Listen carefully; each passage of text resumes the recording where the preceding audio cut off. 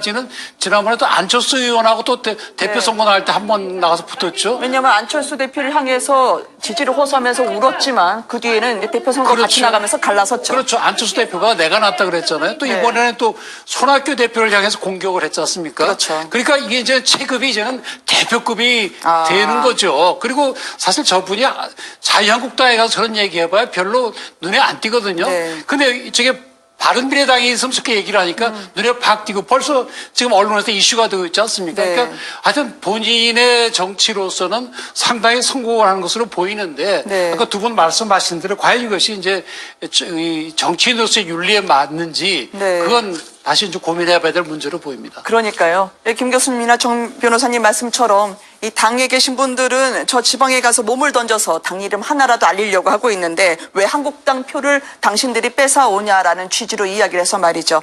저희 제작진이 과거에 이현주 의원의 발언을 찾다가 보석처럼 묻혀있던 하나를 발견을 했습니다. 이분이 지금 손학규 대표 그렇게 막말을 하지만 과거에는 나는 친손이다. 이 손학규 대표의 덕을 많이 봤다라는 말을 했었거든요. 잠깐 들어보시겠습니다.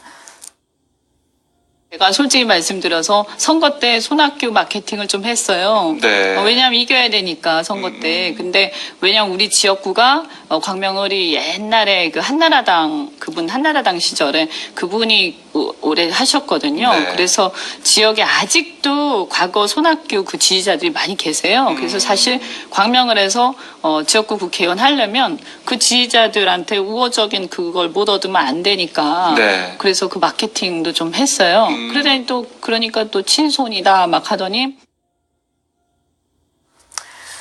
이 영상이 나갈 때 양 변호사님이 계속 말씀을 하시고 싶다고 해서 기회를 드립니다. 아니 저게 입장이 변한 게 아니라요. 저 말을 들어보면 그럼 유권자들에게 거짓말했다는 걸까요? 본인은 손학규 지지하지 않지만 유권자들이 손학규 대표를 지지하는 사람들이 많았기 때문에 나는 그때는 거기서는 손학규 대표 편을 들 수밖에 없었다라는 얘기를 하고 계시지 않습니까? 그러면 본인이 이게 민의를 반영한다는 국회의원의 본질을 깨버린 거예요. 어떻게든 민의를 속여서라도 난 당선이 되고 싶다는 말씀이신 건지 아니면 그때는 그랬는데 지금은 또 마음이 바뀌었다는 건지 그러니까 뭔가 저 얘기를 들으면 이게 지금 나의 어떤 정체성을 찾는 것보다는 본인에게 유리한 쪽에 계속해서 어떤 자리를 위치를 바꿔가면서 계속 당적도 바꿨고 본인이 지지하는 사람도 바꿨고 지금은 또 당내에 머물고 있으면서 지금 당 대표를 공격하는 모습인데 속칭 내부 총질이라고 하죠. 그러니까요. 그러면 모르겠어요. 지금 당장은 아까 정 변호사님 말씀하신 것처럼 사람들의 주목도 받고 본인의 정치적 중량감을 키웠을지 몰라도 앞으로 누가 이현주 의원하고 같이 손을 잡고 정치를